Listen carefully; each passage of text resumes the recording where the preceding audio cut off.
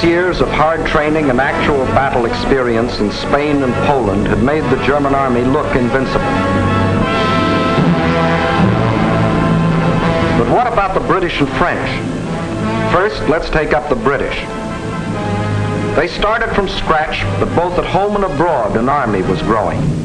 For not only Britain had declared war, Canada, Australia, New Zealand, South Africa, the whole British Commonwealth of Nations was also determined on victory over Hitlerism and all it stands for. And Britain had one weapon that was ready, the Royal Navy. Shortly after war was declared, it had swept German shipping from the high seas.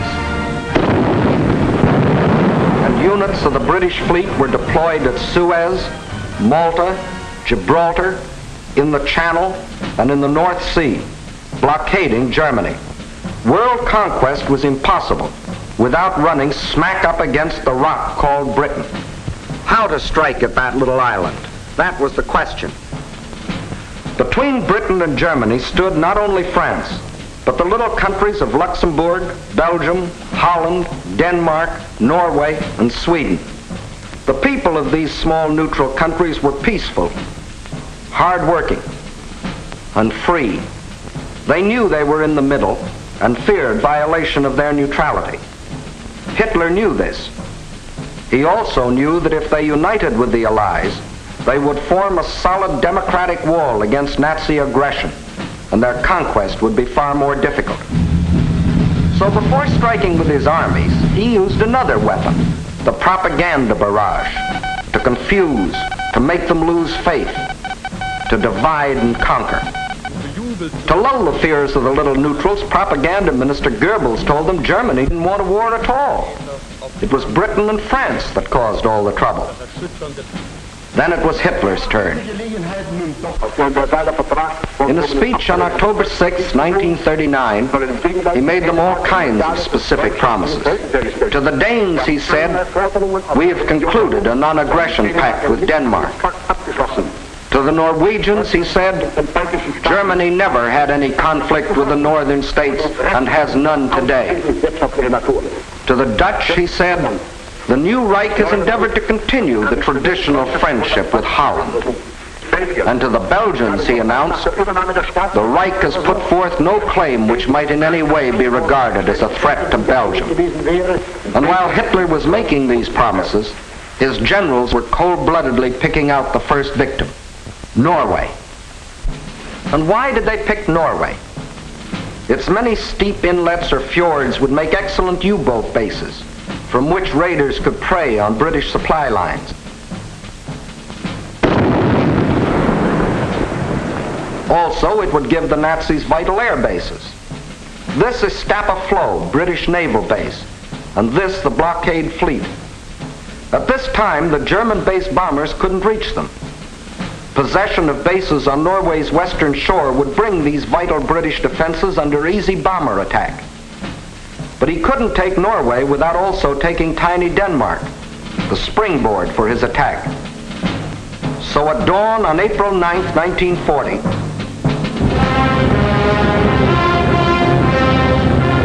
the German army rolled across the neutral borders of Little Denmark, and in a matter of hours it occupied the entire country. By nightfall, Denmark is erased as a nation, and the Danes go into slavery. Although only 6 months before, Hitler had announced, "We have concluded a non-aggression pact with Denmark. The Danes will not forget." Meanwhile, in Norway, peaceful-looking German merchant ships like these had sneaked inside Norway's neutral waterway and tied up at all principal ports. That is, they looked like merchant ships.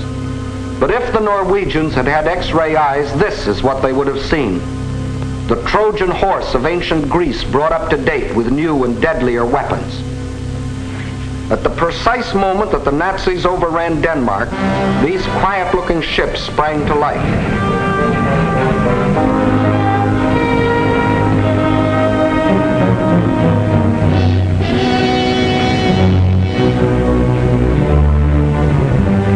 At the same time, Nazi warships, discovered along the entire coastline, started steaming up the Norwegian fjords. Ships, transports, tanks, men, planes, all flung themselves simultaneously upon a defenseless country. Airborne infantry seized every strategic Norwegian airport. The whole job was made easier by treacherous fifth columnists, led by Major Quisling, who seized power and issued orders to suppress resistance. Nazi warships steamed past silent guns that could have blasted them out of the water. This was one of the most amazing acts of treachery the world has ever known. It brought Major Quisling international fame, making his very name synonymous with the word traitor. By the afternoon of April 9th, the Germans were in complete control of all 7 ports where they had landed in the morning.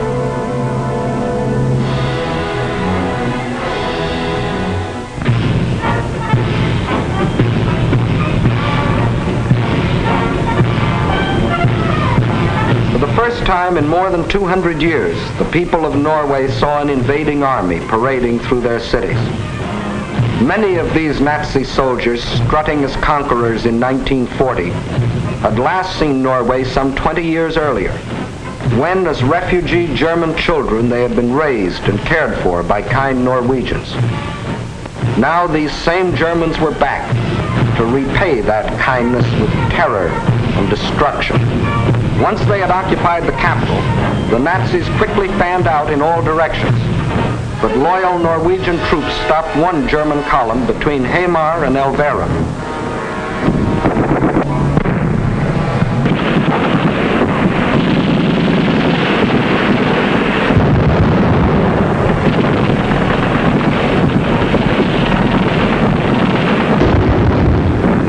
So the Germans brought up their bombers.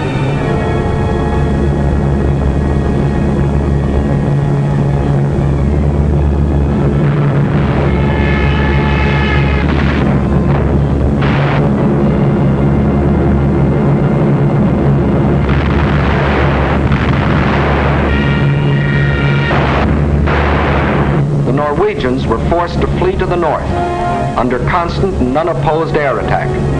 It was here that Captain Robert Lose, an American military attaché, was killed, the first American soldier to lose his life in this war. Meanwhile, the Nazis had spread all over the country. Small patrols occupied every strategic village. Parachute troops landed high in the mountains.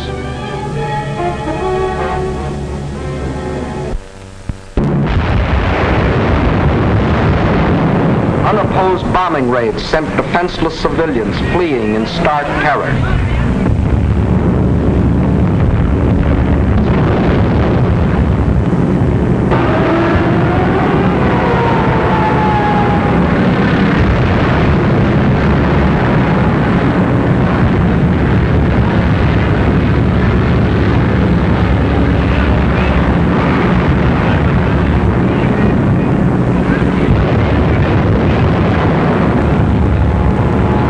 They hadn't wanted war. They had done everything to avoid it. Hoping they could escape the Nazi scourge, they had compromised and tragically failed to unite with the other democracies. And now they faced the scourge defenseless and alone. For before the Allies could come to their aid, the Germans were in control of all principal ports. Regardless of this, British, French, and Polish contingents plunged in and made several landings along the Norwegian coast. They landed forces north and south of Trondheim and attempted an encircling movement on the city under constant, heavy, and almost entirely unopposed air attack.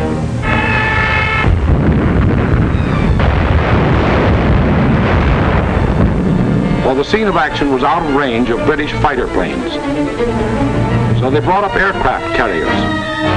But these are at a disadvantage when opposed by land-based planes. The Allies, therefore, were badly battered from the air. Finally, suffering heavy losses, they withdrew from a hopeless situation. Further to the north, at Narvik, they met with better success, inflicting heavy naval losses on the Nazis.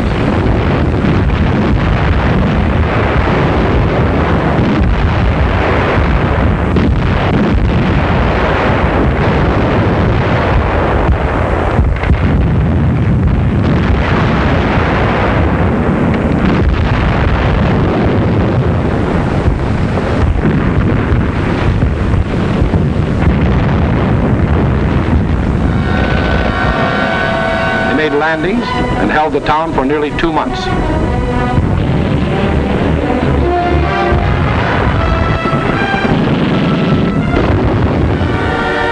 Incidentally, they also took their first prisoners of the present war. Again, the Nazis' overwhelming air superiority proved a deciding factor.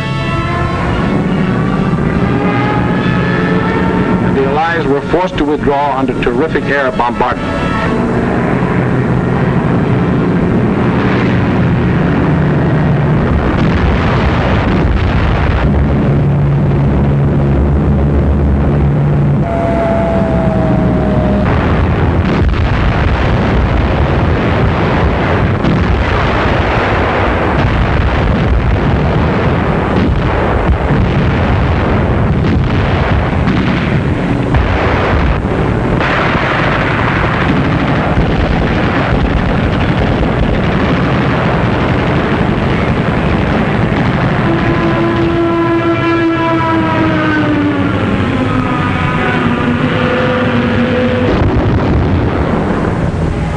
Loyal Norwegians were left with their Krislings, their ruins, their dead. Even though 6 months before Hitler had said, Germany never had any conflict with the northern states and has none today. The Norwegians will not forget. And Hitler had another victory. He had hijacked 2 more countries. The world wondered and sometimes marveled at this man's efficiency. Gangster Dillinger was efficient too.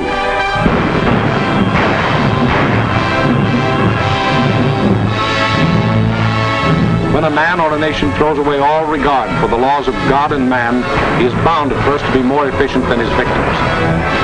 Society had a police force to deal with Gangster Dillinger, but it had no police force to deal with Gangster Hitler. So he clubbed Norway into submission and got what he wanted, bases for use against Britain. Now he had the northern claw of an enormous pincer movement. A drive through France would give him the southern claw. Blockade by U-boats coupled with mass bombing attacks would weaken the British for final invasion.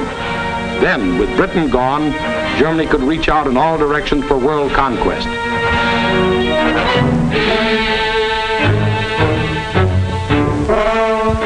His next move must obviously be through France to get his southern claw. Through France. How was she to face the onslaught?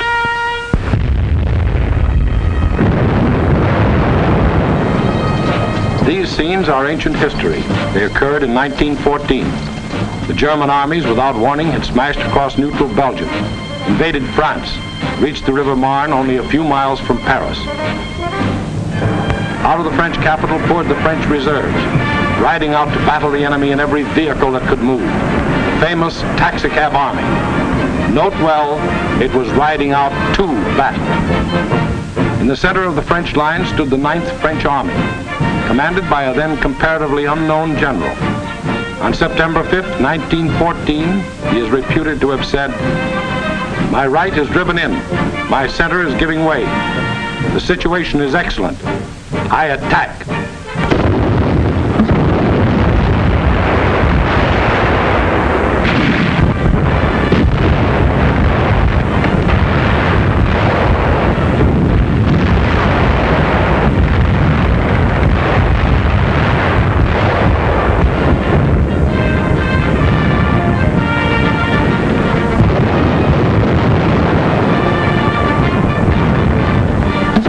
did attack. The German onslaught was checked, and Paris was saved.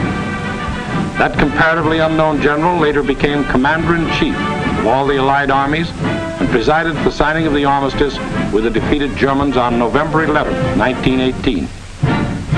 To this general, the French people erected a monument. To Marshal Ferdinand Foch, whose motto was, "Attack, always attack." Still later, the war-weary French people erected another monument. This one to a minister of war, André Maginot. Between the ideas symbolized by these two statues may well lie the military story of the fall of a great nation. In Foch's time, the proud spirit of France demanded nothing less than victory and placed its faith in the attack. In Maginot's time, the spirit, no longer proud, asked only to avoid defeat and placed its faith in concrete.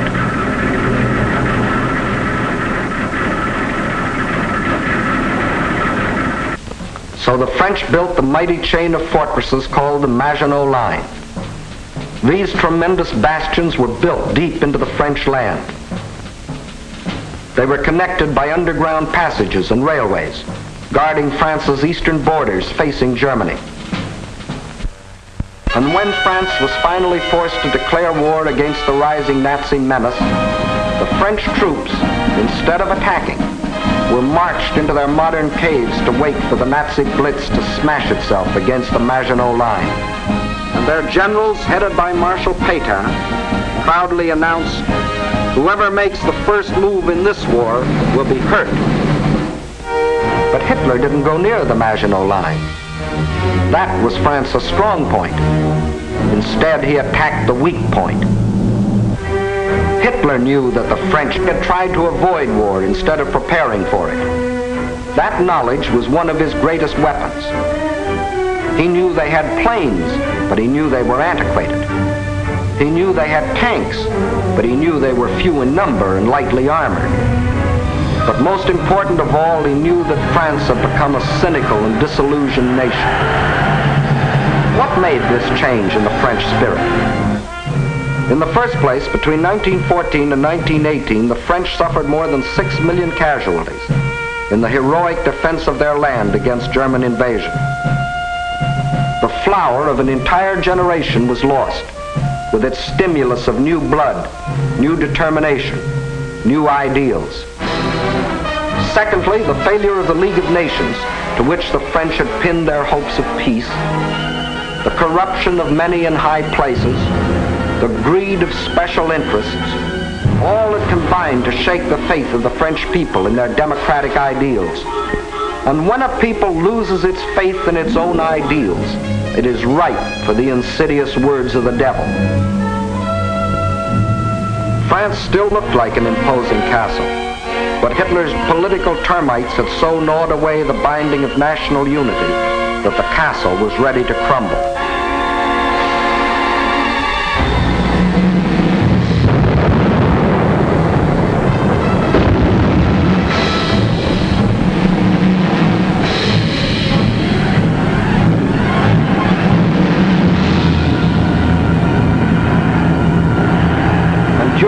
Months of military inactivity that we called the phony war, a ceaseless barrage of German propaganda crossed the still waters of the Rhine to affect the soldiers in the Maginot Line. "Why do you fight?" asked the banners. Poems and friendly notes were sent over by balloons. French tunes were played by German bands, and German hooey was broadcast in French.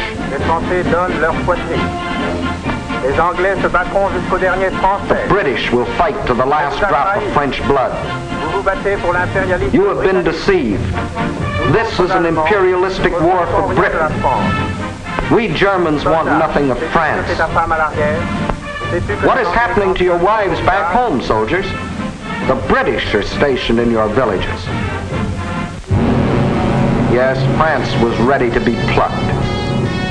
The whole force of the Nazi might was turned toward the west. How would they strike this time? Through Alsace-Lorraine as in 1870? Through the Low Countries as in 1914? What was the 1940 model conquest? The French considered the Maginot Line utterly impregnable, and therefore believed the Germans would again try a swing through the Low Countries as in 1914. But even after Hitler's rape of Scandinavia, Holland and Belgium, hoping against hope, still clung to their neutrality. So the French massed 78 divisions here along the border of Belgium. 17 were in the Maginot Line. 10 divisions here in case Mussolini got bold. 3.5 as a safeguard against Spain. The British had 10 divisions here. The Allied strategy in the event of an attack against the Low Countries was to swing their armies like a gate into Belgium, the hinge being the north end of the Maginot Line. This all-important hinge was protected by the forest of the Ardennes, a hilly and thickly wooded area, honeycombed with streams, its roads narrow trails, its bridges too weak for military vehicles. French strategists estimated the forest of the Ardennes impassable for armored forces. As you will see, this was one of the costliest estimates in all military history. That was the situation on May 9, 1940.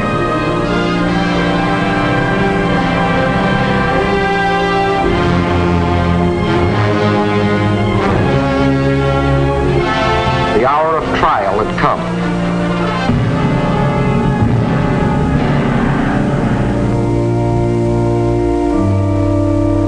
The people of the democracies prayed for strength to meet the coming hurricane of terror.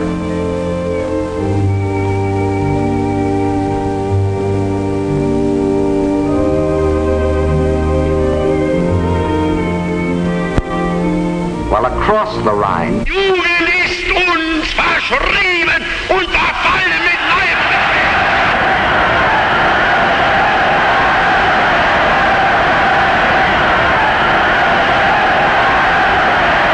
a delirious madness possessed the German nation.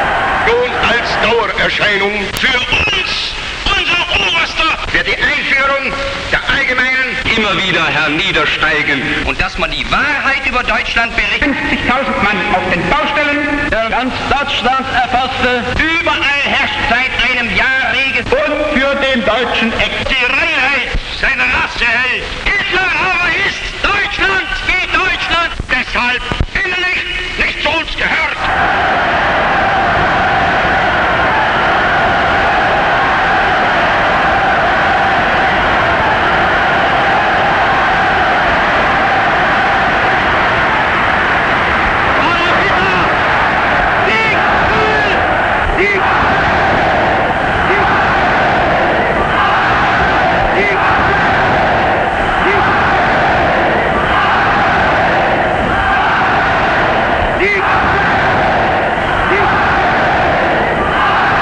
Der Tag had come.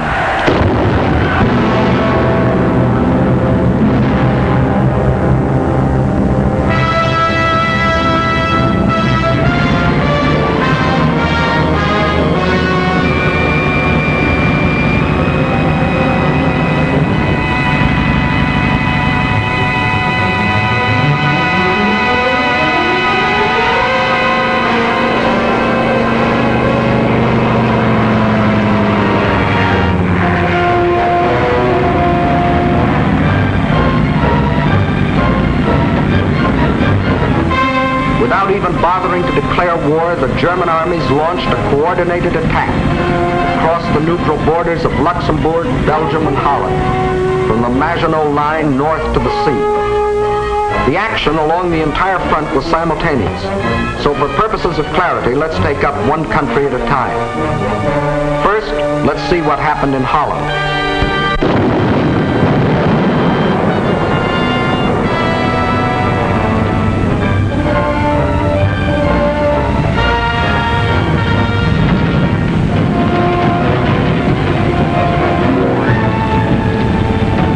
Nazi ground forces smashed through the improvised and hastily erected border defenses. But the main attack was to come from the air, far behind the defense lines.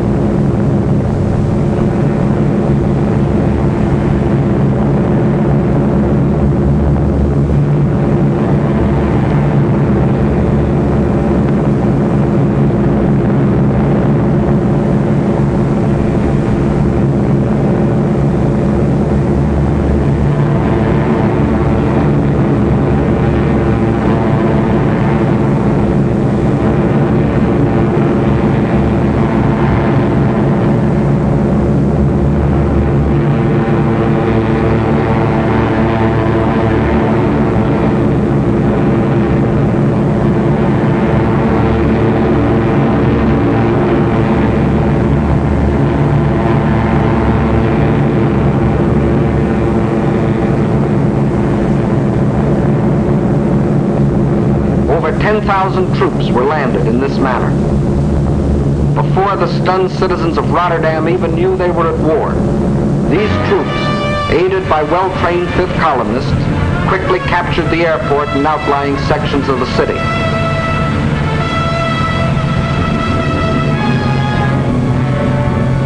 Meantime, Nazi armored columns were racing across the country, their progress speeded by other fifth columnists who prevented the destruction of vital dikes and bridges. These forces effected a meeting with the parachutists landed in Rotterdam. The Dutch were doomed to defeat.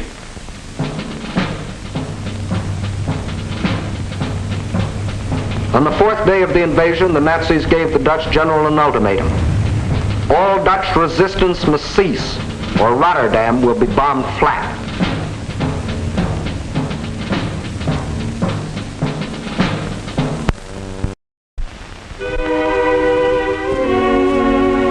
The Dutch general had little choice.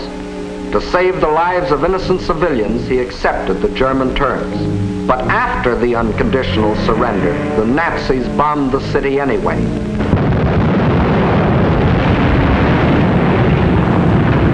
Flights of unopposed German bombers flew low over the center of Rotterdam and methodically bombed it into a heap of rubble.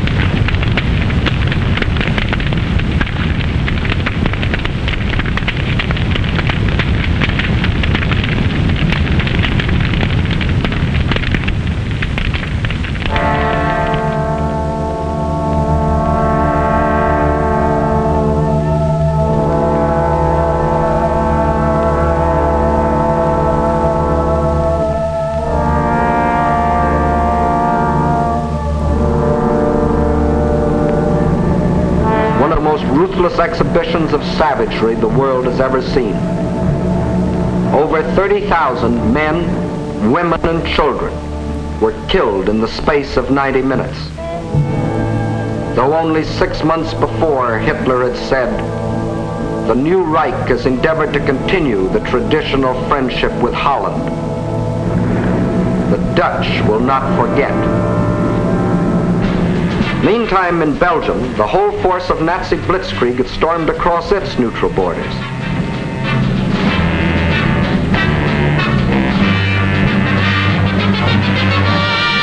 The main German attack was directed at the Albert Canal-Meuse River line, the anchor of which was Fort Ibn Amail, a modern and seemingly impregnable fortress. The Germans had secretly built a replica of the mighty fortress in Czechoslovakia and had rehearsed the attack until they knew every detail of the fort's construction and its every weakness. When the real attack came, it was foolproof. Parachute troops, dive bombers, flamethrowers, specially trained engineer battalions, all working together as a well-trained team.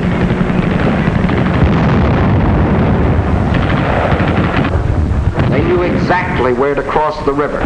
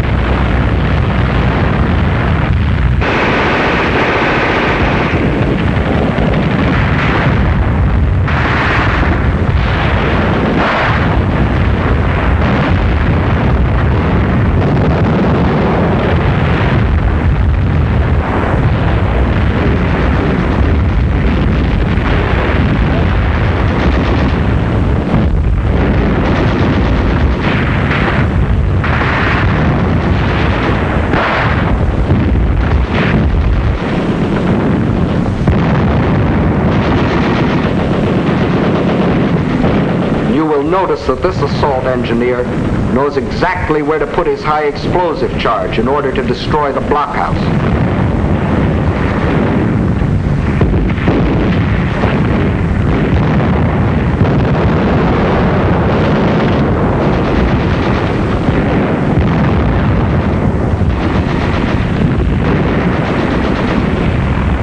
Fort Eben Emael withstood the Nazi attack exactly 2 days, and the German armies rolled on. Meantime, an hour and a half after the German invasion began, Allied troops crossed the French and Belgian border to meet the advancing Germans.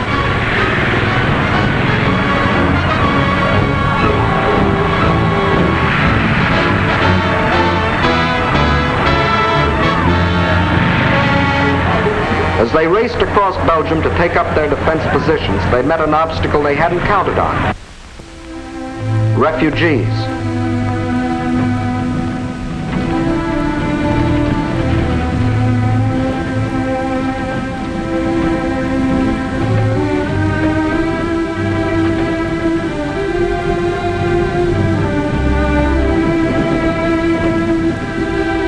And the refugee-choked roads didn't get that way by accident. The Nazis methodically bombed little towns and villages, otherwise devoid of any military value, not so much to kill as to drive the inhabitants out onto the highways. Then, by expert machine gunning, the Nazis would herd them along in terror-stricken flight to hopelessly entangle the advancing Allied armies.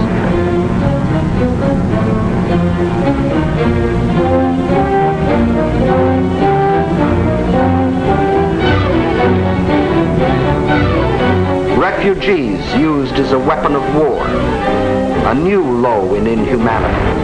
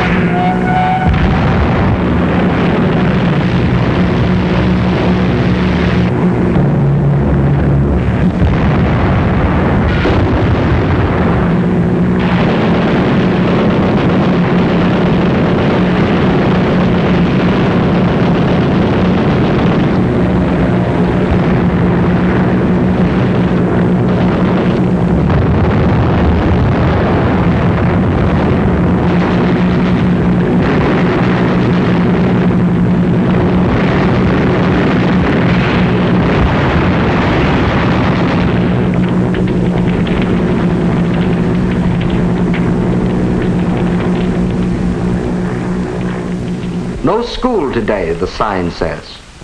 The children are otherwise occupied.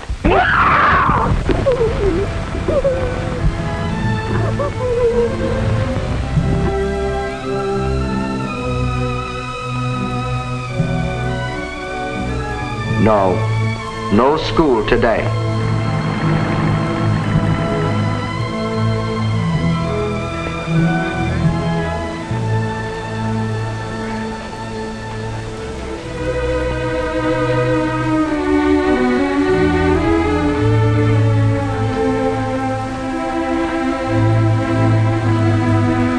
Although only 6 months before, Hitler had announced, "The Reich has put forth no claim which might in any way be regarded as a threat to Belgium.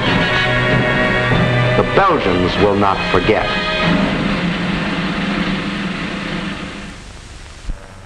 And what about the Allies? They were convinced that the German attack on Belgium and Holland was the main thrust, and according to plan had swung their armies like a gate into Belgium.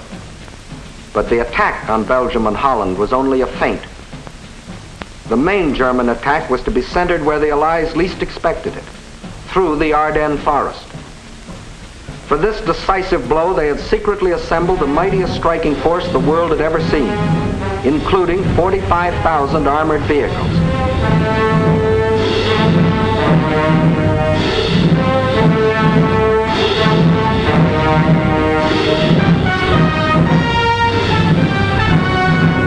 At the same time that the Nazi armies were plunging into Holland and Belgium, this column started to move.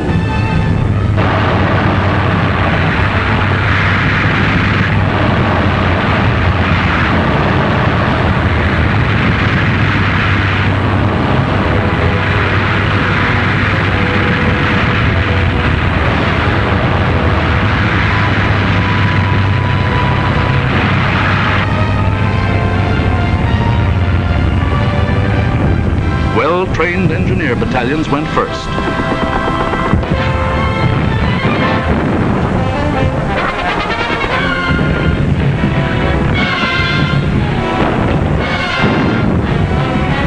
They were opposed only by scattered Allied patrols.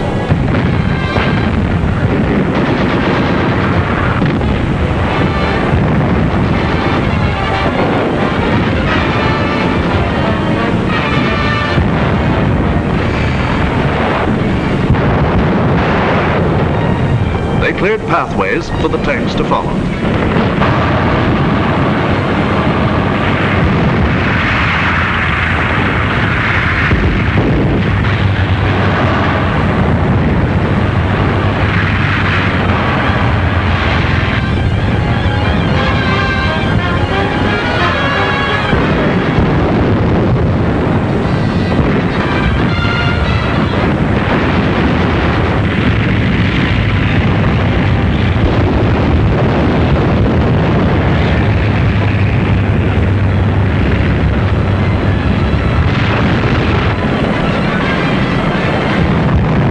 In 3 days, the Germans' armored force reached the Meuse River, 2 days faster than the French thought any troops could get through.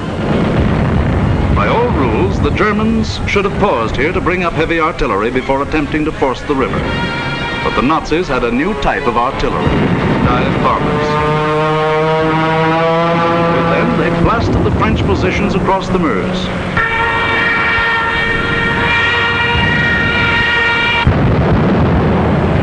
With feverish haste, the Germans laid a barrage across the river with anything and everything that would shoot.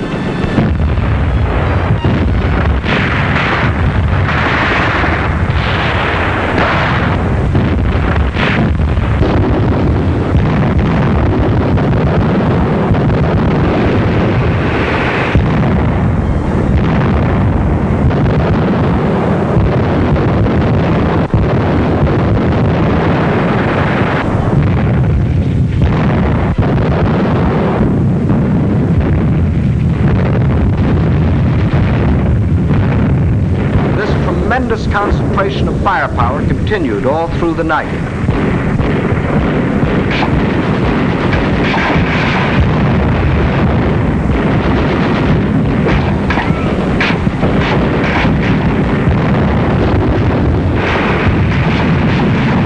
By the following day, shock troops were able to get across the river.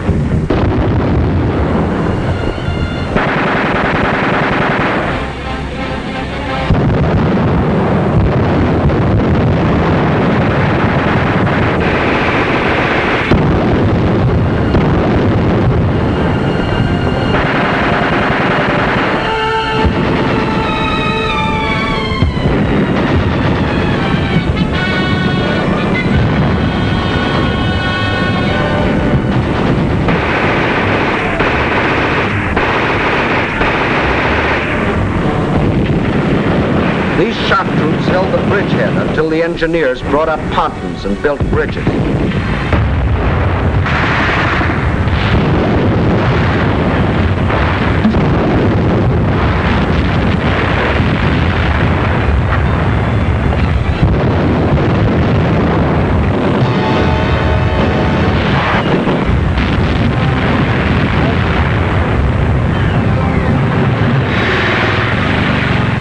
Then, without wasting a moment, across these bridges, the main armored force of the German military machine rolled through the Sedan.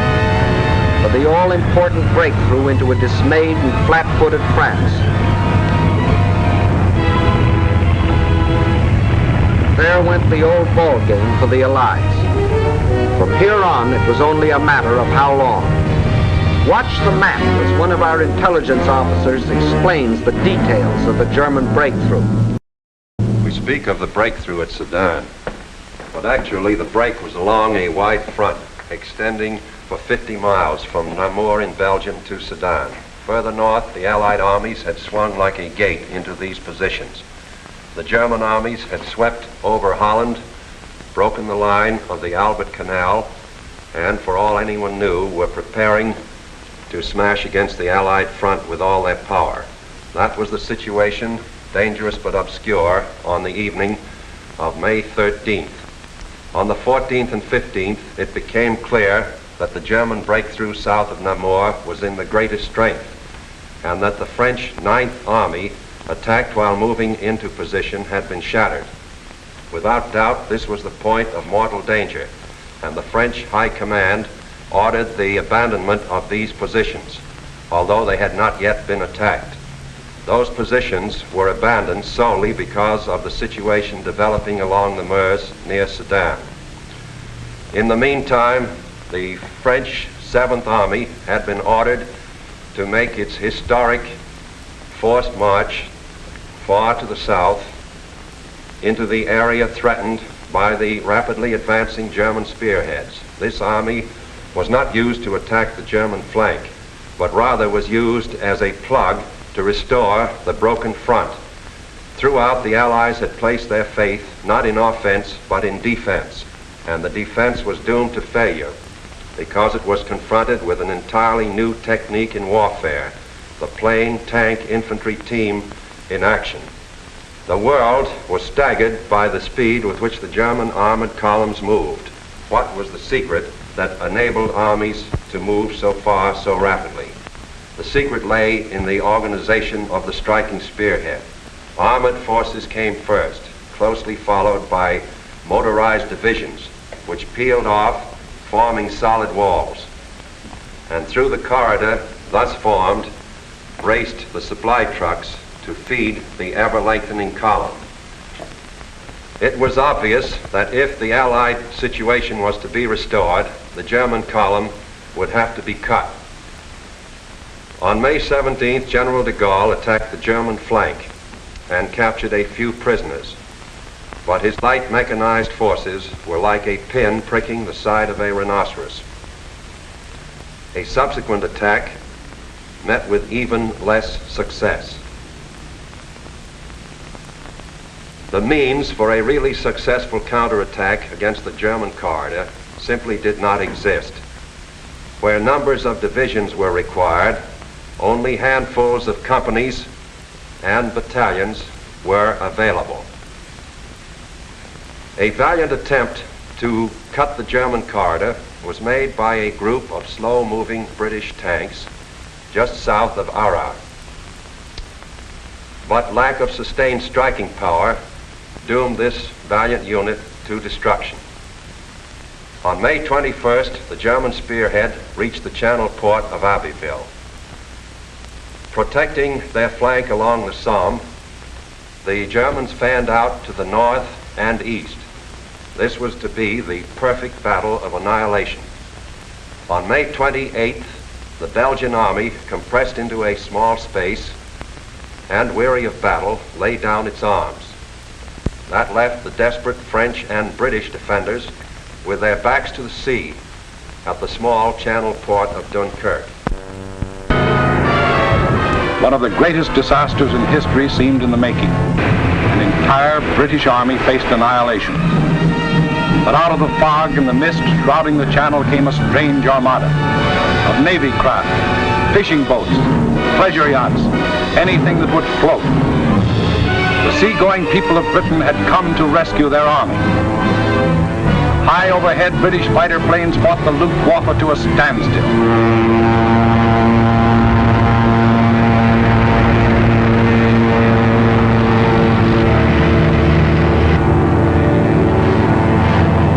While below, small Allied suicide units held the Germans back long enough for the miracle of Dunkirk to take place.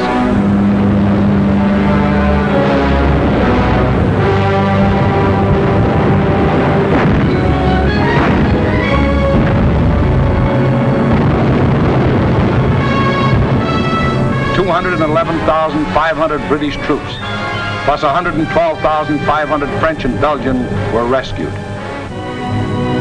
Over 300,000 battle-tested men, grimly determined to go back again with new tools, new weapons with which to blast the hated Nazis out of this world. For free men are like rubber balls. The harder they fall, the higher they bounce. Leading the British by this time was a man who had been bouncing all his life, Winston Churchill, who had tried for years to warn the world about Germany. Meantime, the situation that faced France was as nearly hopeless as a military situation can be. 2/5 of the French army was lost. There were fewer than 50 divisions left to defend a front almost 200 miles long, running from the northern end of the Maginot Line to the sea. And behind that thin front line, there were no reserves. The despairing people of Paris sent their children south, praying that some miracle would keep them from harm.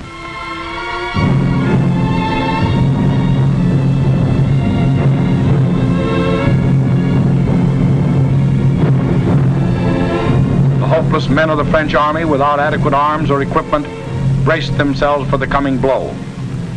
The first blow fell on June 5th. The French resistance was determined, but by June 8th, the left flank army had been shattered and a general withdrawal was ordered to the line of the Marne and the Seine. On June 9th, the German main attack came. Within 2 days, the German armored and motorized divisions roared out into the open terrain. With this breakthrough, the issue of the Battle of France was decided, and from that time on, there was official talk of an armistice. Now, what about the famous Maginot Line? Let's go back and take a look. On June 14th, the Germans launched 2 attacks against the Maginot Line. In both cases, penetrations were effected, but we must remember that this was against fortifications defended by men devoid of hope. In the meantime, Mussolini, now thinking it's safe, sent his divisions racing across the border. The hand that held the dagger has struck it into the back of its neighbor.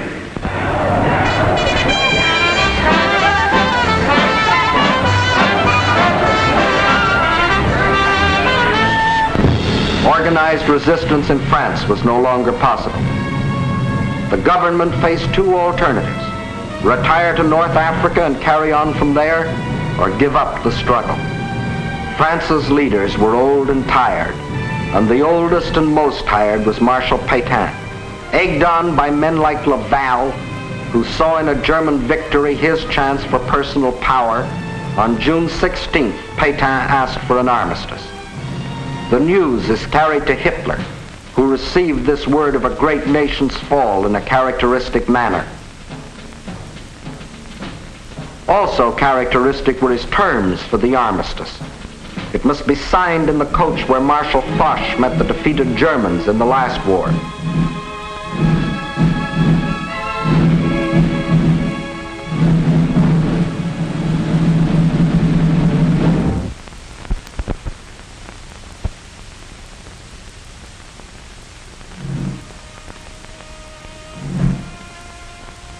The French delegation arrives to pay the final price of French disunity and the treachery of some of its leaders.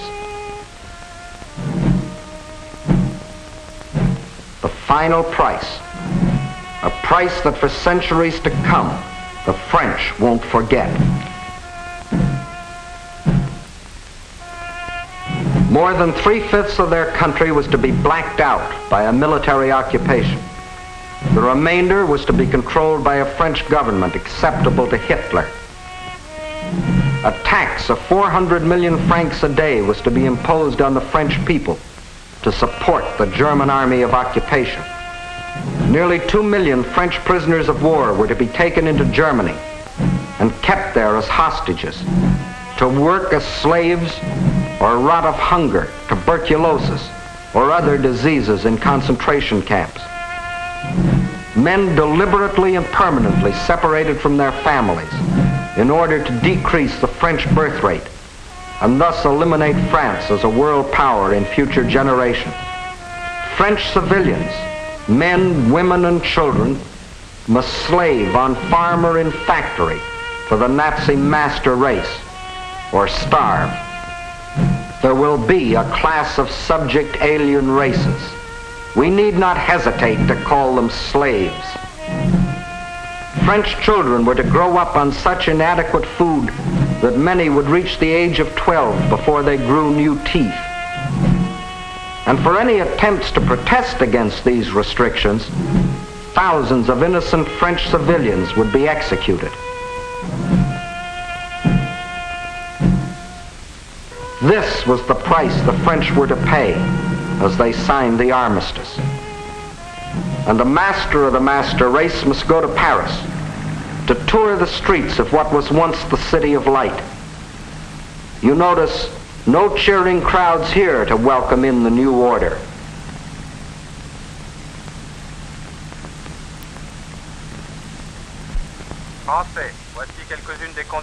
When the people of Paris come to the streets again, it is to hear the voice of dictators telling them what they must do, how they must live, what they must say, what they must think, telling them how to be slaves. Gone is the Republic of France. Gone is free speech and a free representative government. Gone is liberty, equality, fraternity. These are the French. With their ears they listen, but their minds and their hearts, these are down on the Mediterranean where the battle colors of the regiments are being taken to Africa, out of the Nazi grasp. The people weep as their glory departs, for they don't as yet know that France has hope, a rallying point. Charles de Gaulle, a soldier in the great tradition of Foch, is not surrendering. He will continue to fight, gathering about him loyal Frenchmen from all over the world to become the Free French Army, the Fighting French. Yes, the people weep as they watch their colors go, not knowing that 2 years later, those same flags would again be unfurled in North Africa, alongside the Stars and Stripes, alongside the Union Jack. Once more, their leaders, General de Gaulle and the famous General Giraud, stand united in the common cause with the leaders of their allies. Once more, the red, white, and blue of France is raised on high. For out of the ashes of the defeat and the humiliation of France, her soul has been born again.